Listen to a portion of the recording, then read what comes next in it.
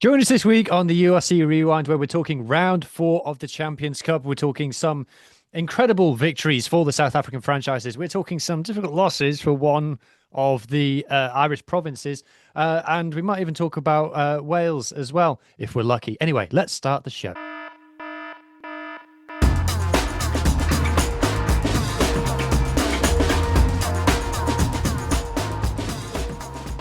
Joining me this evening, I have got Scottish Ethan and South African Muhammed. Good evening, guys. Yep. Good evening.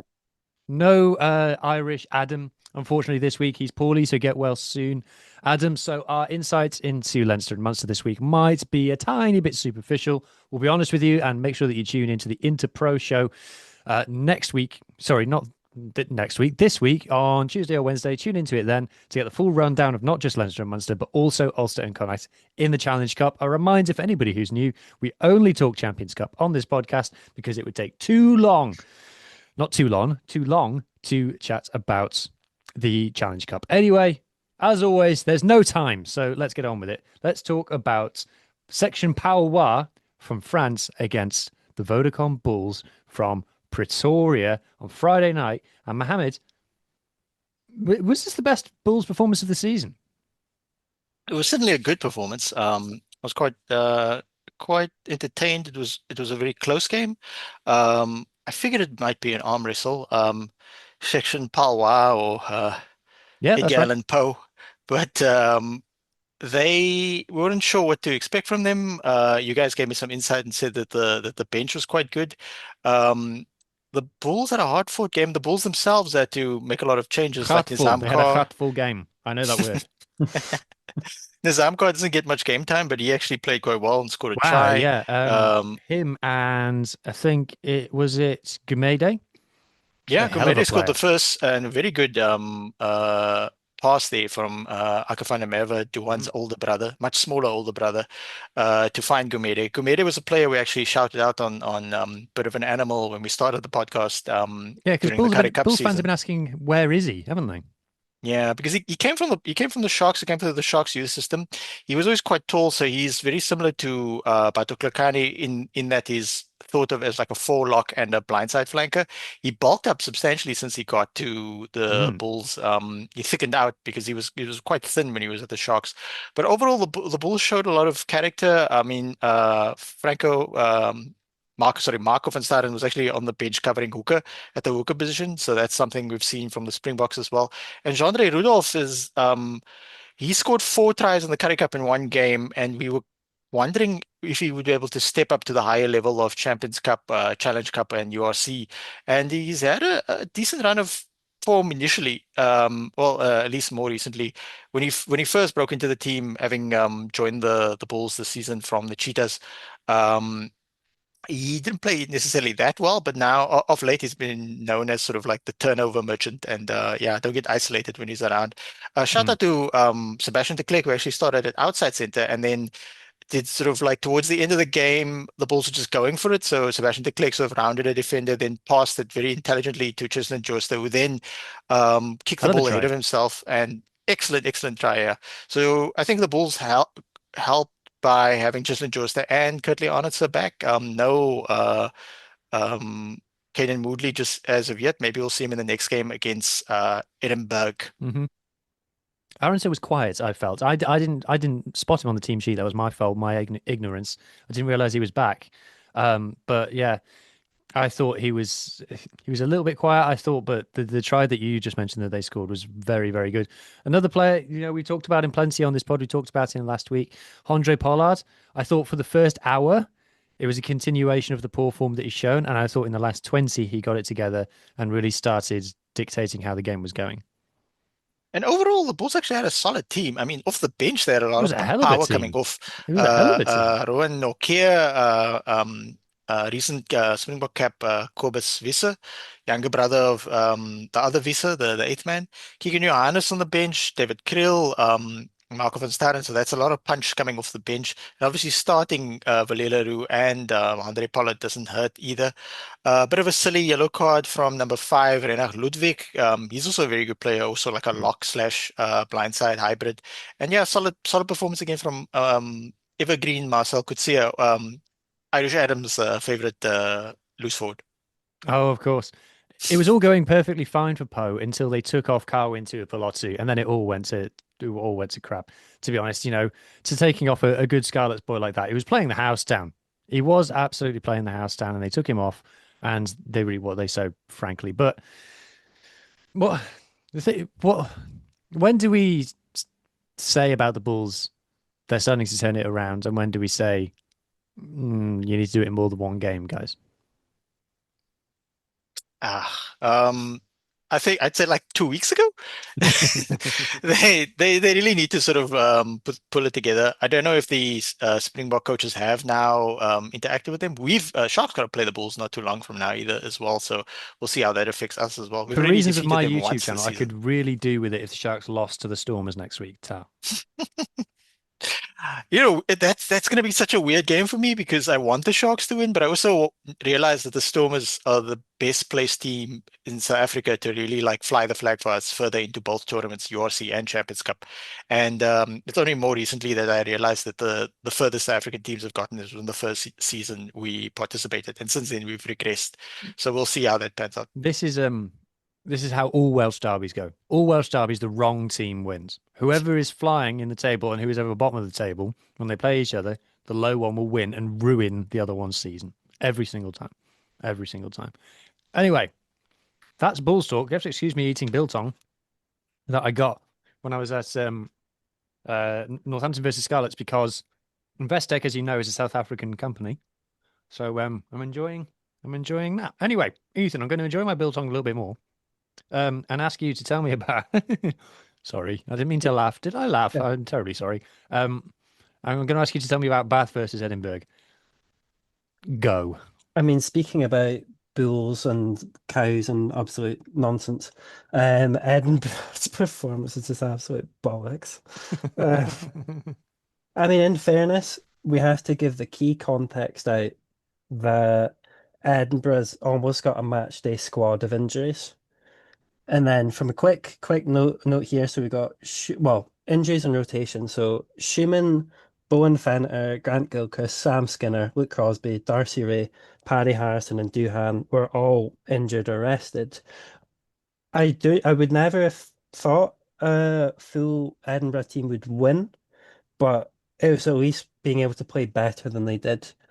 Because I mean, it can literally just be summed up as boys versus men, in that I think James Whitcomb's 25, I think, but OBL's obviously he's still a teenager going up against a front row that included Thomas du Toit. That wasn't going to end well. I mean, he did get praised by Thomas du Toit, and hopefully he learns a lot from that.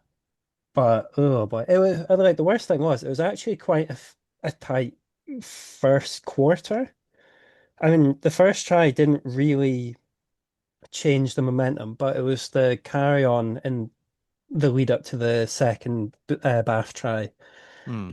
Oh, I don't know if you saw it. It was basically nobody could catch a ball. It all got a bit scrappy, and then that was back from halfway all the way to Edinburgh's 5 meters, and I think there was a scrum, and then the Edinburgh scrum just got demolished, and that was a reoccurring theme in this game.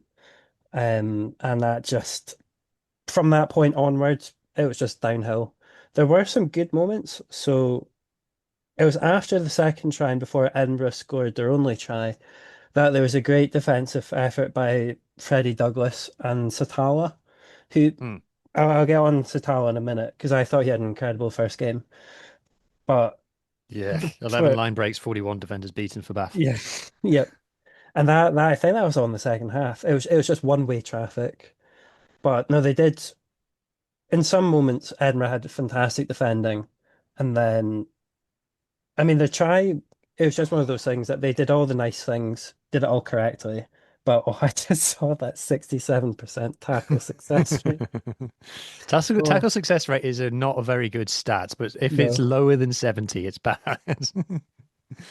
Oh my gosh! And then yeah, I mean I can't actually remember what Satowell's first name is. I want to say Charlie, but obviously I'm Let's getting mixed up find with out.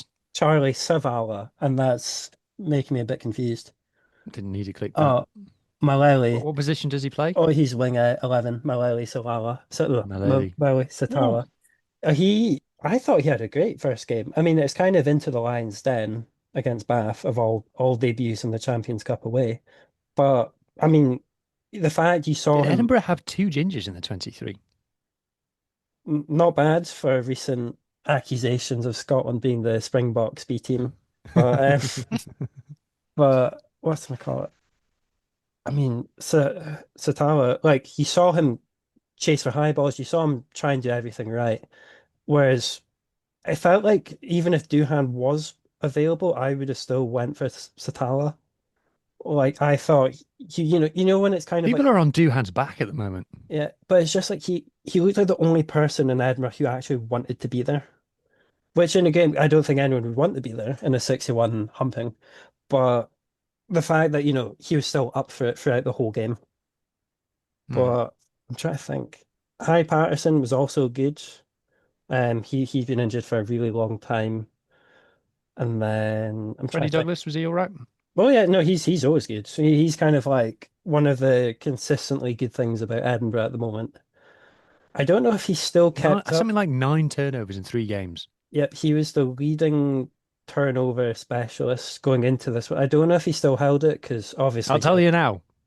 Please wait. Hang on. Uh, Turnovers 112. Oh, 12 turnovers in 4 games. That's yeah, ridiculous. Jack Willis is on 10. that's quite Incredible good. scenes.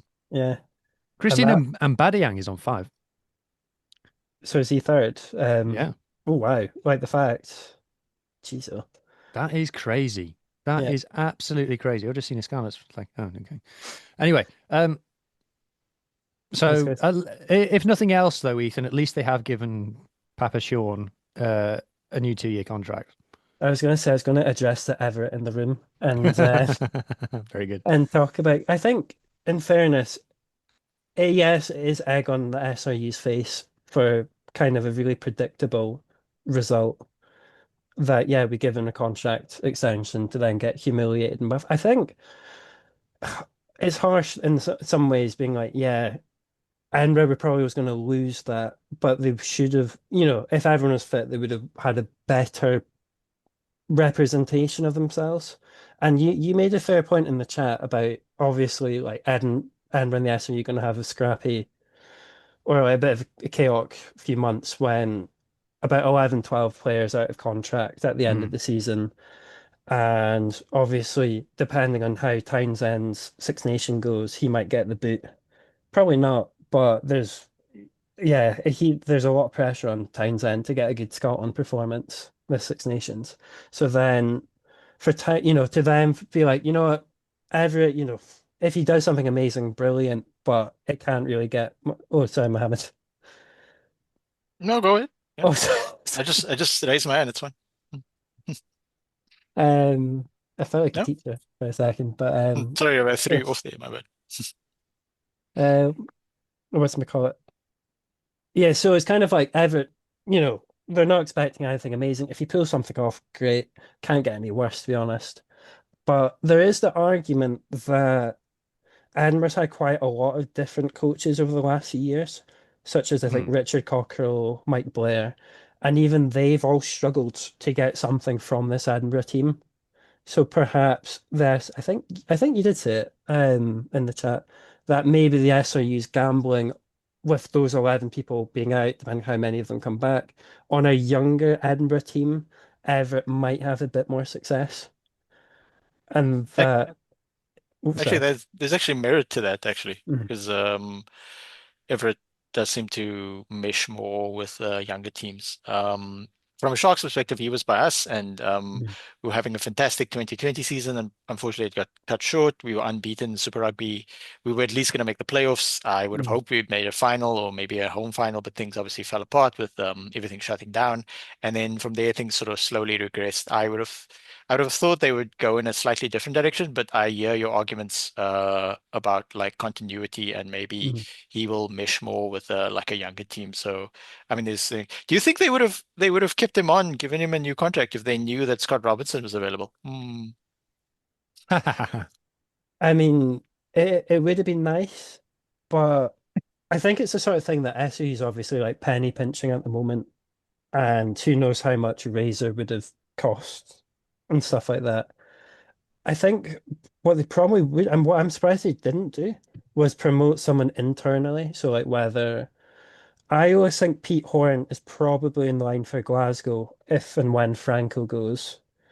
But I'm surprised that they didn't at least consider him going to Edinburgh or somebody internally, whether it was like John DL or somebody in there, because it'd be a lot easier for them to instead of having to go through a million different coaches.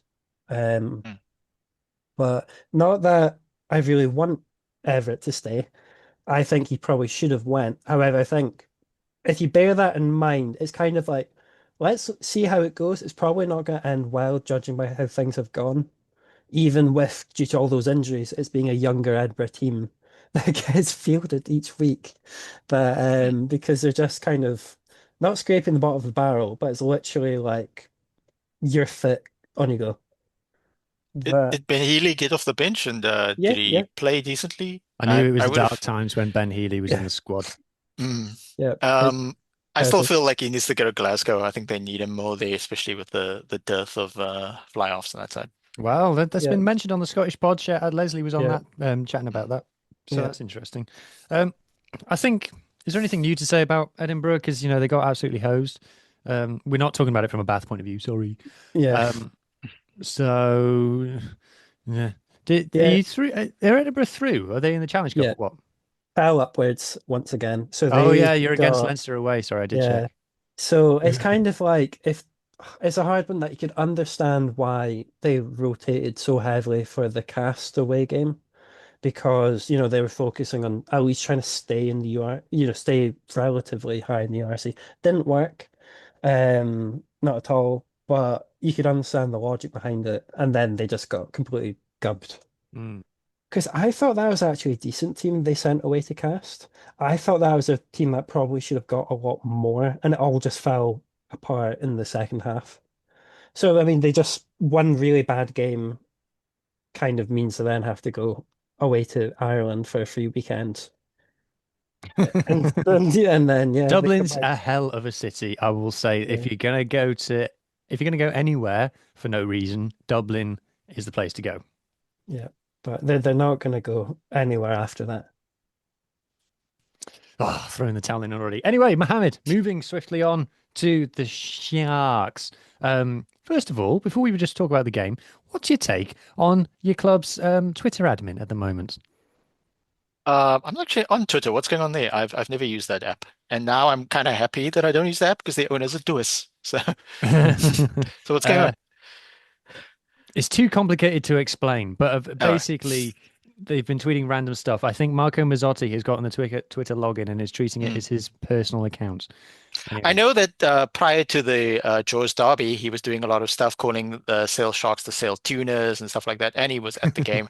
Our owner's a bit eccentric sometimes. I sometimes like feel like we're Chelsea Football Club, where our owner's not that smart, but he's quite wealthy. But as we know in society these days, most of the really well people are really dumb.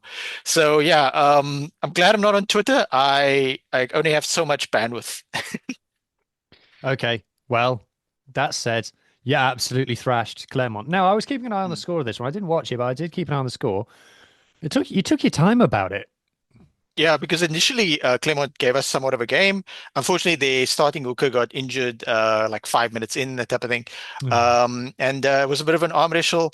And then as the game went on, so we had a good first 20 minutes, and then Clermont actually had a good second 20 minutes. And then the second half, we had a good first 20 minutes of the second half. And then in the last 20 minutes of the second half, Clermont were off on their feet. They were tired.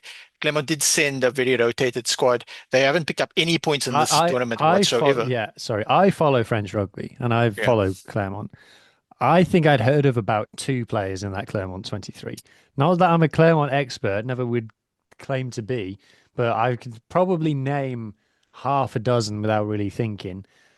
Like it was apparently Um, the head coach Christoph Urias said something along the lines of, "We're going for a business trip, not for a rugby match." So they Yeah. they got what they got coming to them. I think it's quite prevalent that like teams rotate, especially if it's like a European team coming down to South Africa or a South African team going up to Europe. What's interesting is that the Sharks have won two and lost two in this tournament. So in the group stage. So I mean, the Sharks also played.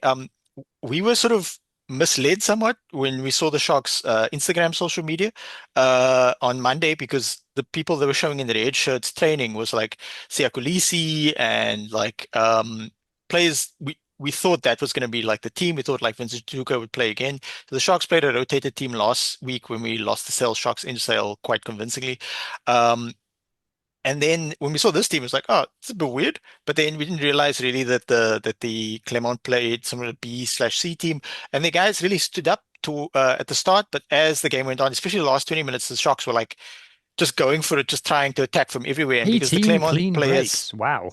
yeah, the Clermont players didn't really seem that eager to So defend the last 20 well, minutes. you say So that. This is an interesting stat that I've just noticed. 18 clean breaks, but only 17 defenders beaten, which yeah, yeah. with the defenders a beaten defender is when someone's tried to tackle you and they failed. hmm Yeah, you can't beat a defender if there's no defender in front of you. So Yeah, I exactly. think that's kind of what's happened there. Yeah. So overall in the game, Apelele Fassi had a fantastic game. He looked Scored really first dialed minute, didn't in. he? Yeah. And then scored towards the end with a quick tap. Manu Tutuka did his normal Manu Tutuka sort of like athletic stuff. What the issue we tend to have though is we have a lot of really athletic loose forwards, but we don't have enough of, or at least one guy like Jono Trojisa that went to Ulster. So when Trojisa was available leaving Northampton, I would really hope that would have got him. Yes, we have a lot of eighth men, but all of our eighth men are like eighth men slash open side flankers. So Mane Chituka, Pepsi Buthelezi, even You've to got a like lesser lots of extent, you've got lots of um, variants on Sia Khaleesi. Like you've got Sia Khaleesi, and then you've got a load of players who are similar to Sia Khaleesi, but not quite as good. yeah. But Sekulisi plays so well. It's like he's so used to such a high level of rugby, having played so much test rugby, that sometimes he just looks around and goes, "Hey, screw this! I'm just gonna grab the ball," and then they do like stuff that like, especially like if you give him the ball like 10 meters out the line, he somehow just pushes people over. So we needed a bit more variation in terms of our loose forward stock, in my opinion. We do have Matt Romeo from the under 20 team, more of an open sider. I'm told he has played blindside, but that's like more at the age level. So it's good that he played this week. But I anticipate next week in Cape Town we'll actually see the Springbok contingent play more. I do notice that Vincent Koch, the tight head prop, he plays now more off the bench. So that means that Hmm. Henry Jacobs might have sort of taken over from him as like the first choice tight head prop. But also Vincent Koch was injured and then he came back. We've seen him in training for quite some time, and I thought he was going to maybe play against Saracens a few weeks ago. But I'm told the EPCR rules is that you can't play against the team you used to play for, and they used to pay you under the table, allegedly. Okay, moving swiftly on. If you had to pick a Shatuka, which one are you picking? I think Vincent's really cool. I like a lock blindside Chituka. So yeah, yeah, Me they're too. both really good. I agree. Although Lions Manny Shatuka was very enjoyable. Yeah. It's just so weird that the Sharks won two games, got 10 points, and we've dropped to the Challenge Cup, which I'm okay with, to be honest, because we'll probably go further in that game. And now we got to play Connacht and Galway and revenge them for earlier in the season when they got to play our B team. We're coming for you, Connacht. Stuart Lancaster. Oh, and Kalen, supposedly a Connacht supporter. Oh, I listened to I listened to the Interpro show. So, but the Bulls got 7 points, and they now get the honor of playing in the Champions Cup. But I think I thought the Bulls were going to get their butts handed to in the Champions Cup in the knockout stage, but they are playing Glasgow in Glasgow, and that's always a very closely fought game. Mhm. Yeah. So I'm looking forward to that. Anyway, moving on. We shall now talk about an Irish game that none of us actually watched. So apologies. Tune in to the Interpro show. Bayonne versus Leinster. Um, Obviously, Bayonne led not handsomely, but 10-3 at half time. And then Leinster have gone on to win the second half 19-3. So a fair turnaround. Watching the highlights, I going off the highlights anyway, it appears to me that Sam Prendergast made a hell of an impact on the game. Yeah, interesting that they're starting Harry Byrne. From a neutral perspective, I always looked at Harry Byrne and thought like, other than Ross Byrne looked a bit too old for me. But Harry Byrne always seemed like, oh, this guy's got some potential. He's maybe not as skillful as Pendergrass and maybe not as dynamic as Crowley, but at least Ireland have that as an option. And he's like a good defender in his channel. We would assume because of his size. But the whole idea of like they've done this now twice, starting Harry and then bringing Pendergrass on, but not subbing Harry off, and then Pendergrass doing the sort of that chip. No, sorry. Harry did the chip, and then Pendergrass got the ball. So shout out to Bayonne and shout out to that in this game we got the interesting picture of when the referee called Ache Snyman over and Herschel Jantjies, and then Ache Snyman sort of gave Herschel Jantjies a hug because they obviously know each other from the Springbok team. It was a very endearing picture. Also, I'm not overly fond of Ache Snyman's new haircut. It looks a bit weird because he's got a Uh, massive beard, but he's got upside down head. He's got lots, um, nothing. yes, the team that Bayonne fielded was quite a lot stronger than I was expecting. So Bayonne have been like deliberately trying to lose this, but I think they've had a bit of a rocket from the owner saying you're disgracing the club. Probably not saying that, but you know what I mean. Like it's not good enough, lads. And so the team that they put out. I mean, if I just have a look at the back line, because that's where you got to look for Bayonne is you got to look for the back line.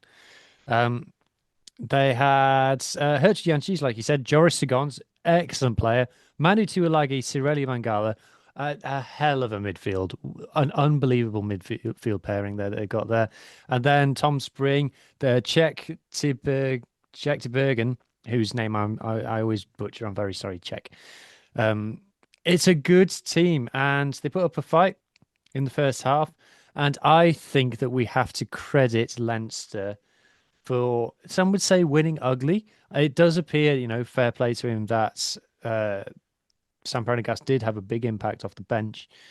Just on your point about Harry Byrne, when he first made his debut, he was getting hyped like nothing else in Ireland, and it never quite materialized.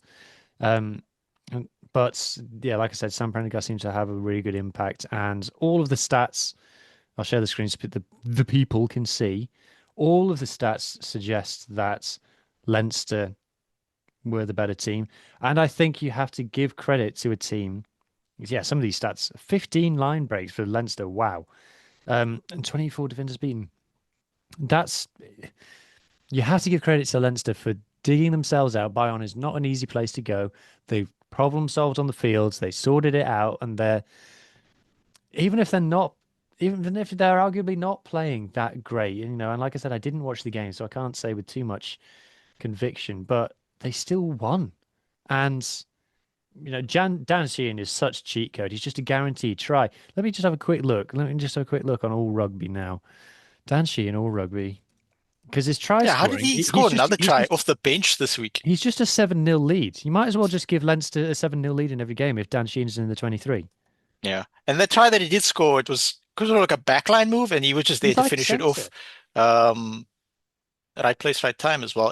He still had a bit to do, but yeah. Yeah, 5 tries in 447 minutes. So, yeah, it's pretty good. Um, yeah, Dan Sheehan's just cheat code. He's a guaranteed try. He's obviously not. I've just clearly proven that he isn't. But you know what I mean. Um, so yeah, I think you have to credit Leinster and Irish rugby is going through a what's the word I'm looking for? A transition in terms of the playing style and trying to find new personnel as well to try and do that. And I think that some people are being quite critical of Leinster at the moment because they're not like putting 50 on everyone. But at the same time, when they were putting 50, 60 on everyone, people were just going, whatever, don't care. So it's only now they're only putting 25 on people. People go, oh, they're rubbish. They're clearly not rubbish. So I think Leinster come the end of the season will be right in the thick of things, is my personal opinion. Yeah, I mean, it wasn't that long ago that they nilled Harlequins 50 odd in the round of 16 last season. And then they obviously nilled us like 62-0. Mm. So I don't know what's gone on over the summer. Since I don't know if they're slightly broken by the Northampton loss, Because you wouldn't think, like, we lost the semi-final and then to win the URC. I think the psychological hangovers for Leinster Mm. must be so massive because like they're all of their best players have played in absolutely massive games in the last 2 years. If you go Yeah.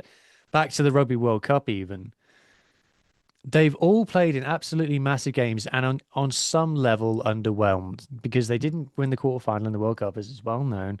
They haven't succeeded in the Champions Cup up until last year. Yeah, last year they weren't pretty successful in the URC.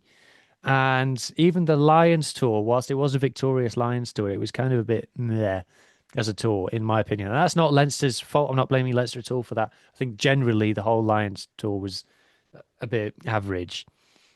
So for them to just like rock up to Bayonne away, it must be psychologically, they must be drained. They must not be peak adrenaline for Champions Cup group stage matches, just honestly. Yeah, because I'm trying to remember the other matches they had. Because the one that this is reminding me of is the away win to Leicester, where again they clawed it back in the second half. It's- I'm trying to remember because who else they put? They had La Rochelle last week, which was obviously a tight one again. Yeah, great game. Who else was in that pool? I'm trying to. Quins?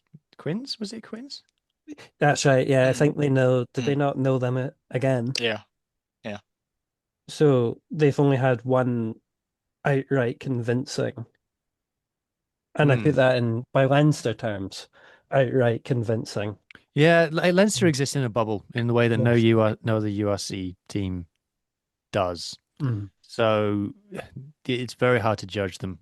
It's very hard to judge them. Anyway, if people are enjoying what they are listening to slash watching so far, if you're on YouTube, you can subscribe to the Global Gain Line. And any match that we're not speaking about today will be spoken about in some form or another on one of our other shows, whether that's the South African pod, a bit of an animal, hosted by Muhammed. Then you've got the Irish show, like I mentioned before, with Adam, normally of this parish, talking about not only Leinster and Munster, but also the Challenge Cup games. Then you've got Rap over on our sister channel, where you will WR WRRAP rap 2 R's, where you'll find all of the Welsh regions spoken about in the Challenge Cup as well. And new on the Global Gain Line is the Top 14 Digest, which is a French rugby show hosted by myself and my co-host from the Atlantic Coast, Madame Maz Mac, where we'll go through most of some of the French games and talk about them from that point of view. So if you'd like our take on La Rochelle getting knocked out, tune into that show for that. Anyway, it's time to carry on with the rest of this show. Mohammed, Stormers versus Leicester. I watched this game and I have thoughts, but I'm going to let you tell me your thoughts first. Thomas did what they had to do. Stop, start, start. They had a rotated squad. This Leicester Tigers team might not be the players on the team sheet might not be at the forefront of everybody's memory, not names that stand out, but like Dobson said, a lot of these players have a lot of caps at first class level. Um, Stormers started well, but then Leicester Tigers, like their backline moves were really good. They were playing intelligent rugby in terms of their tactics and where they were kicking, and the ball was bouncing for them. And then Stormers got a little bit of a towards the end. They got a yellow card for captain in the day, Sash Feinberg Ngomezulu, who has captained the SA under 20 team, sort of for an elbow in the face of the opponent. But then they still scored that during that time when veteran lock JD Sickling sort of gave the defender the eyes and pretended Oh he was my going to goodness, pass to the Dylan Wright. greatest dummy of the season. If Yeah, Warwick, do you remember Warwick Galant's dummy against Leinster? yeah, That's still the best dummy I've ever seen. But this dummy, because it was a second row running in the tram lines, it was absolutely glorious. And you think, because you see people like moving around in like, he's stuffed this up. You see the dummy like, and then you think he's never going to make it though. And then you see like his arms are going and his knees are going and he gets there. And I was like, it's the best try I've ever seen. It wasn't obviously, but I enjoyed the dummy. Dummy of the season so far, in my opinion. Yeah, JD Sickling, who was on the fringes of the Springbok squad at one point, so you never know, he might come back. Interesting Ramsey game though Senior's in like, terms of call him up. conditions, um, because the game got progressively colder and then it rained towards the end. The crowd sort of started to move. There's videos of the crowd moving sort of towards the inside of the stadium. I wonder how many people they got. I know It's that over the next 20,000. week's yeah, I think next week's game is even more sold out already against the Sharks. So people Mm. are eager to see. Hope I think the Cape Town crowd is hoping to see the Sharks select a lot of Springboks so they can watch Springboks play rugby at a far more reasonable They're all price coming to tag see of the Sia of the Khaleesi. of the tickets. Yeah, yeah. Sort of an early preview as when he moves. Shout out to Sia Bonga on sorry, Sibu Siso on Bit of an Animal, who gave us apparently some inside info and said Sia Khaleesi is not only moving to Cape Town for family reasons, but his new girlfriend's apparently also in Cape Town. So I mean, he's got sort of an inside track.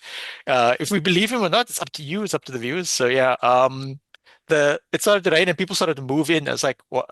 This is very this is very weird of Stormer supporters. Why don't you just sit in your seats close to the field while it rains? It's only a bit of rain, so that was a bit strange. But yeah, look, it's a bit disappointing considering Stormers were lucky to defeat Bayonne.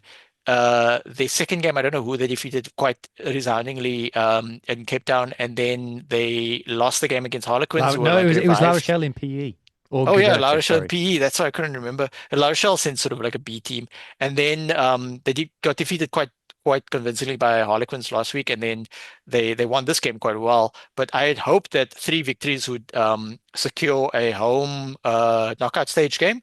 And I would have like sort of found the money in my couch and gone to watch because I've been to Currie Cup games, I've been to URC games, but I've never been to a Champions Cup knockout game. I've never even been to a Champions Cup game. They're away. So Stormers are away now in the round of yeah, they're 16. away because of That's flipping crazy. Harlequins beating La Rochelle. That's crazy. I don't understand how Because Stormers have won 3 games and are yeah, away from home in the round of 16. That's a nonsense. ah, just like I guess you got to get your losing bonus points where you can. Yeah. The format is broken. The Ah, format is broken. Yeah, but you say that though, Mohammed. Like winning 3 games out of 4 and yeah. getting a bonus point in the game that you lost, Mm, that shouldn't be what you need to yeah. get a home round of 16 game. It's not, it's ridiculous. Yeah. Anyway, But the reality is though is that we're sort of new to this. Even people didn't understand. Remember, on the WhatsApp group, Jean thought that the Stormers were going to play Leinster, so we had to explain to him like you don't play the teams in your league. You only play 4 games. So as South Africans, we're getting used to the format and the structure of the thing. So we actually don't remember the old format. So we're just going with what we have, and it does seem somewhat like because the Sharks group was so tight with really good teams, and then the Bulls got in sort of a group where Pau and another team weren't really taking it seriously. So yeah, sometimes it's luck of the draw in terms of your group, but yeah, it's hard done by on the Stormers because I was really looking forward to that home. And Dobson kept talking about it like we need a home knockout game. We haven't had one before or at least in it's a long time, ridiculous. because I know the Sharks had a home knockout game in the Champions Cup where we were lucky to beat Munster Hmm. that year. So Anyway, something I want to ask you about. Um, right, 2 things. What did you make of Sasha Feinberg Gomezulu's performance in this game? I thought it was pretty solid. Ups and downs, and marshaled the games quite well. Went for the line, didn't try too much crazy stuff. Could have been better from the kicks. Couple of points missed there that could uh, come back to haunt you in a more tighter game. Weirdly, they didn't have a fly off backup on the bench. I looked at the match 23. I didn't see it really Matia there. Is he? So I was sort of wondering, like, what happens if they had young guys on the bench as well, Luke Berger and JC Mars. So there must have been some injuries. And shout out to Imad Khan for playing well. So yeah, Shasha, I'd give him like 8 out I of wanted 10. to come Yeah, on to that. Imad Khan, I thought that he had a really good impact. I thought that yeah, he freshened things up. Now, a lot in games, it's very easy to be the replacement scrum half because it's the easiest to come in. It's the easy position to come on and impact the game. And if you've been watching the game for an hour, you can, if you, if you're a professional rugby player and you've had a word in your ear from your coach, you kind of know the kind of things to do. So it's easy to look good as the replacement scrum half. But having said that, I thought he looked very good, and I thought that he was a big part of the reason that Stormers took the game away from Leicester. I think Premier Sports after the game was saying like, oh, Leicester will think of what mine could have been, and the Stormers weren't that good and stuff. I think that the scoreline is very fair, and I think Leicester were lucky to get 26. To be honest, I think that the scoreline is a fair reflection on the game, and I think a 13-point win for the Stormers is accurate of how much better they were than Leicester. If you look at Leicester's tries, they come from not really anywhere. Whereas Stormers' tries just come from them doing their thing. On Sasha, I think when Sasha doesn't have Willemser in the team, he finds it more difficult. And I think the reason for that is because Willemser is the only player at the Stormers who is on Sasha's level in terms of talent. And I think so when Sasha does stuff, he goes, oh, Sasha, you can see him on the pitch. He's like, I know, I'll just run past 5 men and then volley it with the back of my foot, and then we'll score a try. And he starts doing it, and but none of his teammates are on that wavelength. None of his teammates are as good as him. So he's doing these low percentage plays that are unlikely to come up with a try.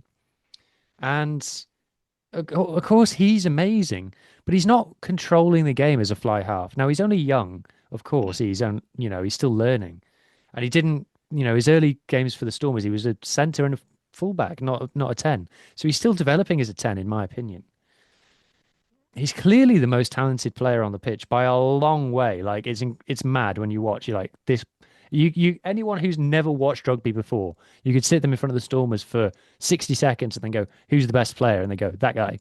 Like it's really obvious, but he's just not taking his team with him at this point. And that's why I think he needs Willemser, because Willemser is on that level with him, and Willemser can kind of make it work on a team level.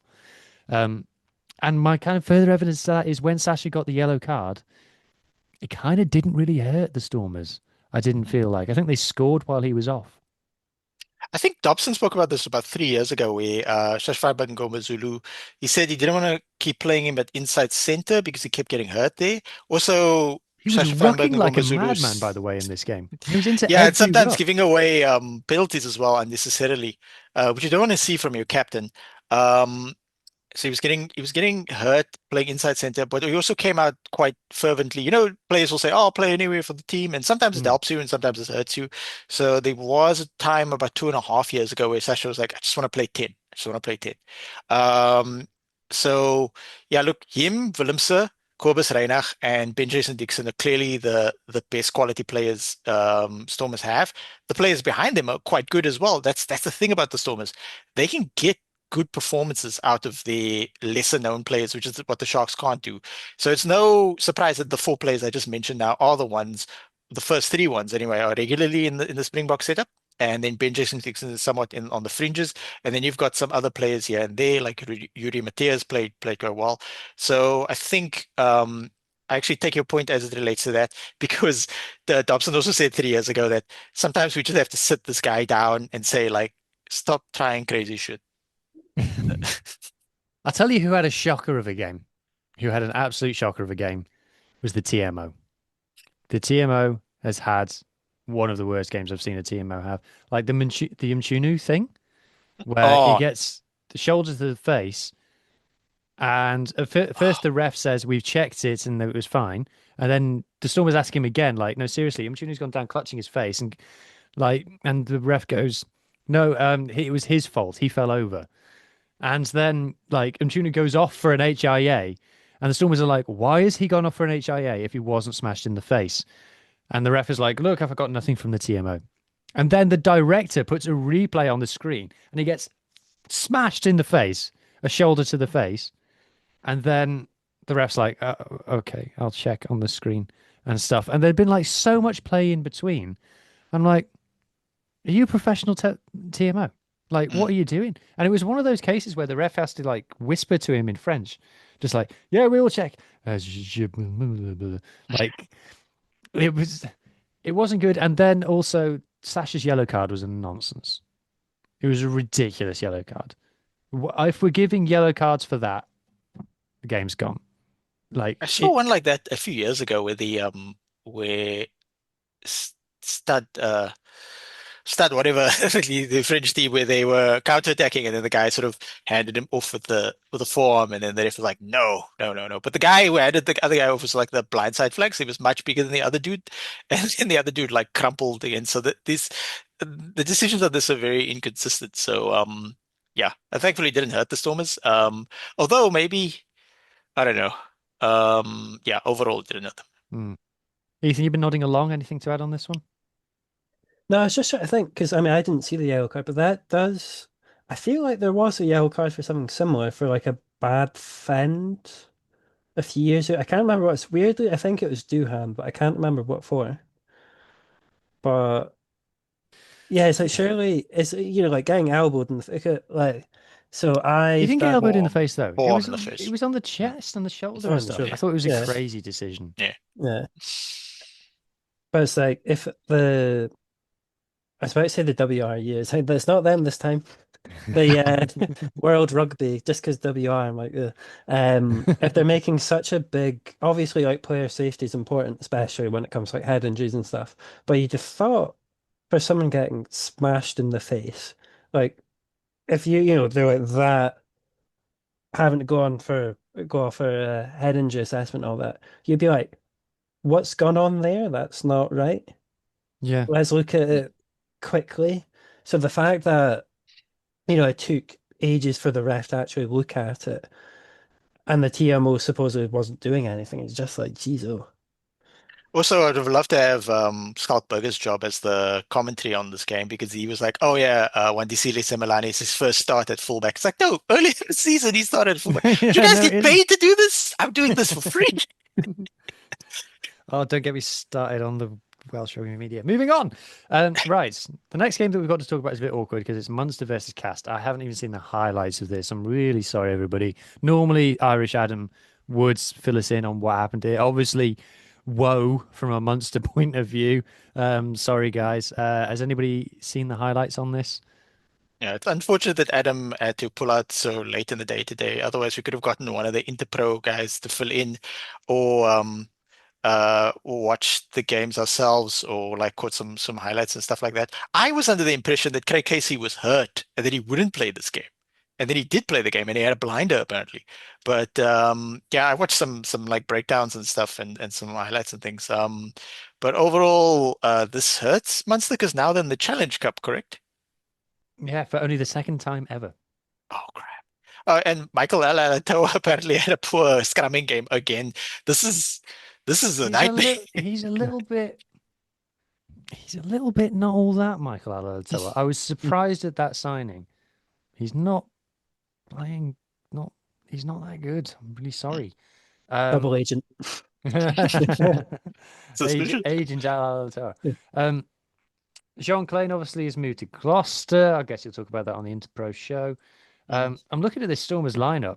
It's not a particularly weak lineup. I don't know tons about the front five. Obviously, there's no Tom Ahern or anything. Edwin Adogbu was on the bench. Ollie Jaeger was on the bench. I Yeah, don't know, man. because I was gonna say I've not heard from Ollie Jaeger for ages. Because I remember was it last season, 2 seasons ago, they Mm. made a big deal about this New Mm. Zealand-born Irish qualified prop, Mm. and he played all the time for Munster, and then I feel like I've not seen him at all this season. Mm.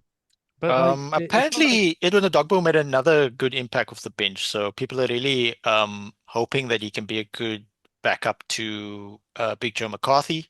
I mean, he's quite a big dude, and he's quite explosive as well. yeah, I think I remember seeing him for the under 20s. Very impressive. But it's not like casters have for names on the team sheet that are springing out to you like, oh, they got that guy. Like it's not. It's weird because on the Interpro show last week, they were talking about it and they were saying the only person they can think of significant from Cass that stand out is South African Rory Crockett, who went on to play for France. Also, Rory Crockett, who fell out with John Plumtree in John Plumtree's first stint as Sharks coach because apparently they didn't see eye to eye on tactics. And John Plumtree would like set out a certain thing, and Rory Crockett would just be like, "No, I'm doing my own thing."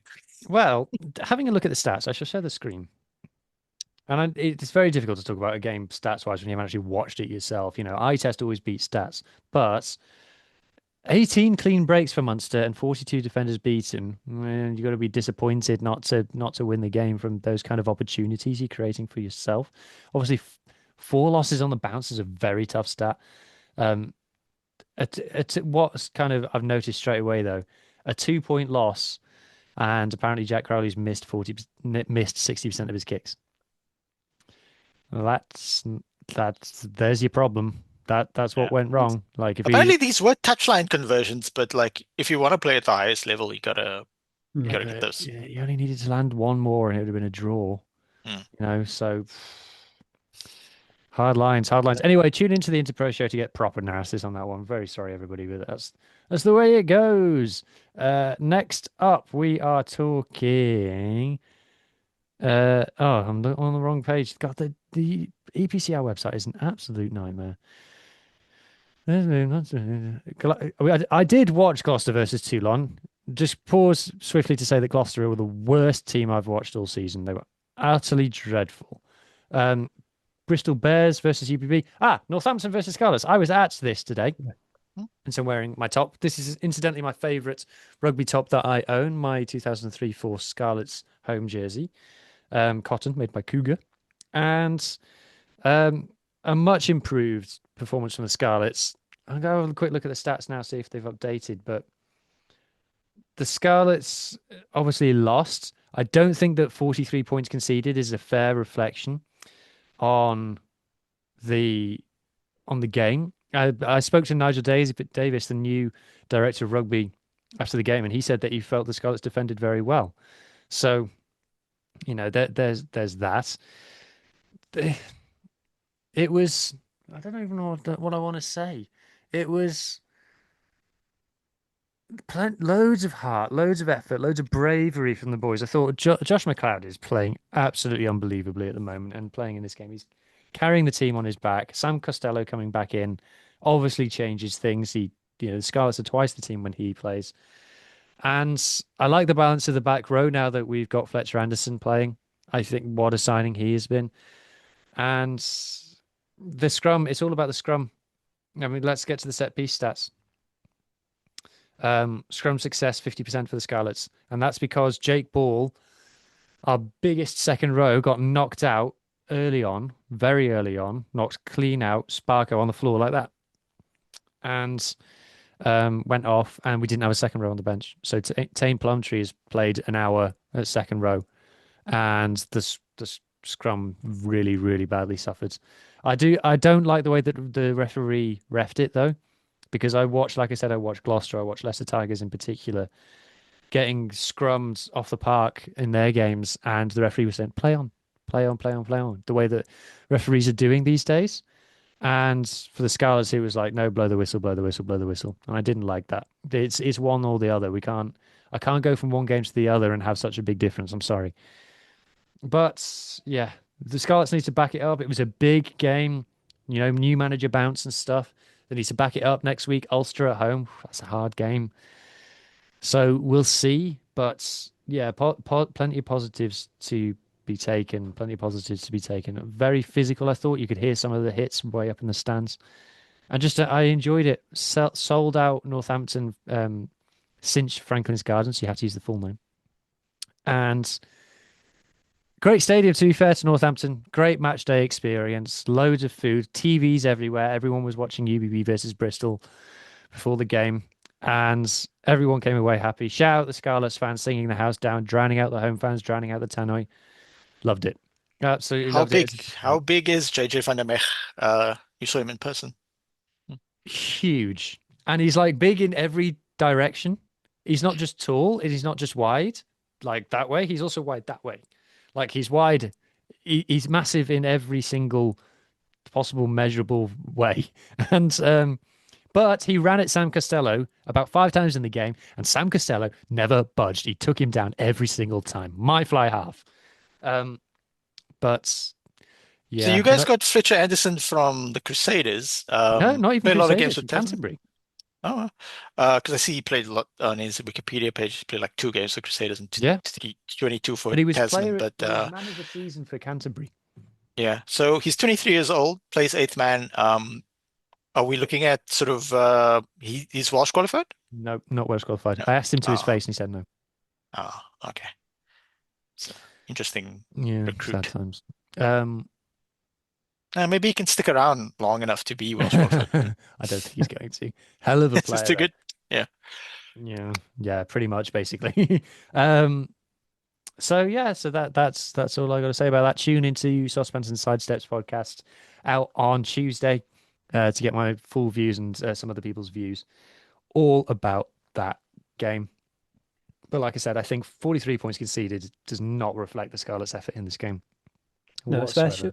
especially if Northampton, like the quality Northampton's got. Like, because I saw the halftime score and I was like, oh, that is good We for Scar. conceded right on halftime and it was gutting. We got a Uh, yellow card at the scrum and the referee just didn't like what Kemsley Mathias, our loose head prop, was doing, and he didn't hmm. come back on. But I think it was a ref thing. And we conceded right on the stroke of half time. And it's one of those like gut punches. But then we got back in it. We got to 33-28 at one point. And they had to take a shot at goal in the 70th minute to make the game safe. Mhm. So, I can be proud of the effort, if nothing else. We're not talking about La Rochelle versus Harlequins. Tune into the top 14 digest for that one. But now, here we go, Ethan. Happy Ethan. Tell us about Glasgow being Yeah. the best rugby team in the world. Oh, can't Mm. wait to start. So that's the first time we've beaten Saracens ever, which is quite, and I'm pretty Wow. sure it's ever because they t kept talking about in this competition. And like, what other competitions would we have played Saracens? Were they both in the Challenge Cup one year? But then Maybe. you, but then surely Saracens would never have been in Challenge Cup because it's They would never. have been when they got relegated, Oh, that's a but good point, Glasgow wouldn't have actually. been in it then. No, yeah, that's why I thought that if we were in it, they were surely flying high, and if we were just scraping by in the Champions Cup, they would have. That's in their financial trouble period. But no, it was. I mean, the first half is probably the better half of the two of them because that's when all the points were actually scored, apart from the last try in the last minute. Um, Milled them in the second half. yep. Incredible. Oh, it was funny. So I'll get on to the really funny part that me and Ben in the chat found hysterical. But firstly, Glasgow didn't buy into Saracens' shithousery, which is Okay. quite good because if you look at the penalty counts, Glasgow was really low because you saw um like Itoje and Ben Earl trying to do everything to wind up Glasgow. So like there's one instance there's a massive scrap on the actually, I think it was this Saracens 5 meters because there's a huge ruck, or it was either a ruck or we got held up, and like Itoje took Xander Fagerson's scrum cap off, and everything just kicked off. Are you allowed to do that? Because that happened in another game, and I thought that was a yellow card taking someone's scrum cap off. Who knows? You'd like to think because that was pretty zesty that scrap. Because they said they made a big deal of it being like, oh, he used both hands to take off Xander's scum cap. Because you saw it literally flying out the the massive bodies that were there in the on the camera, just like flying in the background. But I mean, Glasgow keeping a level head in that was pretty impressed because you'd imagine when you've got someone like Farrell, Itoje, and Ben Earl doing the who was it described it as plastic energy? I can't remember if that was Mm. referring to Oh, it was Saracens or if Bongi James Lowe. Mbonambi, wasn't it? Mm. Yeah, He's talking about England. yeah, Uh, Sad we didn't get to see Bonky versus Tom Curry the other day. yeah. I was trying to remember who it was that I know it's not he wasn't swearing, but we might get flagged if I try and repeat what he says. Um, but no, like for Glasgow to just keep it calm and not buy into it was incredible. The first try was quite good from I've never seen Alex Craig carry the ball. I struggle so hard to figure out who Alex Craig is because we've got Alex Craig and Alex Samuel. And I always see Alex Samuel, but in my head I think that he's called Alex Craig. But Alex Craig, when he played for the Scarlets, he was our yeah, player of the season in his first season. He was yeah, very, very good for us. Oh yeah, no, he showed it off here. Like he had a fantastic carry and great feet to sidestep. Can't remember who he sidestepped, but then he passed it on to Xander Fagerson, and Xander Fagerson, when he's running at speed, oh my gosh, that is not you don't want to tackle him. Um, that was first try for Ollie Smith, as they basically just pass it onto the wing. He scored. Can't really remember the. I think the George Horn one from Jack Dempsey was good. 150th appearance of Wee George. He was Hmm. loving it. Then I can't remember the third. Oh, third Kyle Stain. That was class. He just cut through. It was an inside pass from George Horn and just cut through the entire defense like butter in their 22. It was satisfying. We could have had a fourth if Hugh Jones was able to catch one because it got intercepted, which is a shame because I felt obviously with the big news about Hugh Jones leaving. Mm. Not 100% surprising, but it is a shame. I felt he had a quiet game today, but I mean, you can't always have amazing games. It wasn't like he had a horrid game. It was just a bit quiet. Um, but the row yellow card I thought was nonsense because basically in our 5 meters, is it Shagan? Shogun, I the don't know. Saracens winger. Kyle Stain tackled him and then basically pushed him onto Kyle Rowe's shoulder because Stain was tackling Shagan from behind, so he's going into row like that. And I mean, if that happened the other way around, I would have said, rugby incident. But I thought it was really harsh for a yellow card because when it's obviously such a dynamic situation, Mm. and you're just kind of like, wow, Rowe couldn't have done anything because if Stain hadn't tackled him, obviously Rowe would have tackled him fine. It's just he brought him lower, hit him on the shoulder. Because Kyle Rowe is quite a small guy. Like you see him on the pitch, and he's like, oh, he stands out because he's quite short, and so he was quite low for him to actually hit his shoulder. But this is where it got funny. Saracens didn't score from that yellow card. Mm. That 4 minutes of that 10-minute period was a scrum in our 5 meters. Or there's two scrums, so it took like 2 minutes for the first one. We won a scrum penalty, and then I think we win it. Oh no, no, I think Saracens won the first one. They're carrying, and then they knock it on, and that just eats into it, and that was brilliant. Mm. That was karma. I mean, by that point, I don't know what the final stats were. Oh yeah, it's similar. It's very unusual for Glasgow to be out possessioned and out territoried. Yeah, That does not happen very often. no, and that was the point I was going to make, is that at that point it was 40% possession, 30% territory. But they were able to, their defense was incredible that they managed to just hold them out, even down to 14. Because I think, 204 tackles. Wow. oh yeah, no, it was a crazy statistic. And then, what was it we call it? We managed to get the bonus point in the end, though, from Seb Stephen, Mole try, the classic. As it was kind of like the reverse end of the first half, where Saracens were looking really dangerous in like the 40th minute Mm. with Elliot Daly break, which I thought Elliot Daly was one of the better Saracens players today because whenever he got the ball, he made a massive gain into territory. But I can't remember 20 who. kicks is a lot for Glasgow as well. Yeah, I think that was probably it was quite a stalemate in that because it was so scrappy that more so in the second half, Glasgow just couldn't get territory, especially with one down to 14. So I think they were just trying to like not only waste time but try break through, try and do something different. But oh man, what was it? That denying Saracens in that bit of the first half is beautiful. That because that could have easily been a momentum change. Mm. Um, George Horn got player of the match, which I think I can see it, but I personally thought Jack Dempsey. Because Mm. Jack Dempsey was just up for it. He was carrying hard. He was hitting rucks as hard as he could.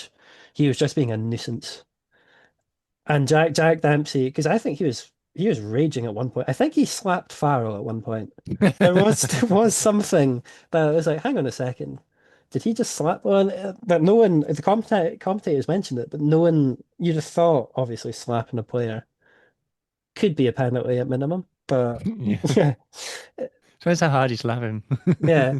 And it was just one of those things that Jack Dempsey, he's just phenomenal. Like angry Jack Dempsey as well, even better. Um, so obviously we talked about Hastings last week. Was that only last week? Hastings going to, Yes. yeah. So how I mentioned in the preview for this that it's kind of like a Scotland off, in that obviously we got Fergus Burke, Mm. who I felt he was okay. Like you always saw him either tackling, carrying fairly well, or he was in the ruck. But I think it must be quite hard for him if you've got Owen Farrell right next to you. Was it He Farrell playing 12? he was playing Mm. 12. So, because I did notice when they took that penalty, it was Farrell kicking right in front of the post. I'm like, yeah, he's not missing Yeah, that. Faz is in charge. Yeah, so it's kind of like, obviously, like Owen Farrell has been like key to Saracen's success for whenever he's played. Hmm. It's just kind of like for Saracens would you allow Fergus Burke to get that time to like try and make more of a name for himself? But I thought he was okay. Like if he goes to Glasgow, brilliant. But I mean, Dan Lancaster again, I thought he played quite well. Hmm. Didn't do anything. You know when he's done quite well when he's like, oh, they've not done anything stupid, they've not missed. I think he might have missed touch once, Hmm. but if you miss touch once, that's fine. There's a game where Adam Hastings missed touch like 5 times. I was like, for goodness sake, get the ball out. Um, I'm just trying to remember what else from that. Um, I think because that was probably the first time in a while it was like the Scotland back row of like Dempsey, Darge, Fagerson. And Darge isn't quite fully back to prime Darge, but I think he's getting there. Like he had a pretty good game. Yeah, well, I think they all would have had a game. Yeah. I'm planning to write an article about Glasgow because they're Oh, so fascinating. Their stats are so interesting. mm. What a coach Franco Smith is. Oh yeah, no, 100%. Unbelievable. And what's crazy is I feel like every season we've had Franco, our Challenge Cup and Champions Cup like progression, like first got to the final in the Challenge Cup in his first season. Mm, No one was expecting that. Then second season, I think we got beat. Yeah, we got knocked out by Harlequins in round of 16. Then last season, got humped by Leinster in the quarter, which, obviously got to the quarter. The humping by Leinster, not great. But now this season, obviously, this was only the pool stage, so I can't get too ahead of myself. But getting full points in a really tough pool is is quite. I when I first saw that pool, I was like, I'm hoping that we get at least top three because that's tricky, and to come out with that 20 points is insane, Mm. I mm. thought you got especially 19. I thought did we Glasgow and did we not get 20? I'll tell you now. maybe I'm mistaken. Yeah, let's have a look. Uh, 20 Yeah. Oh.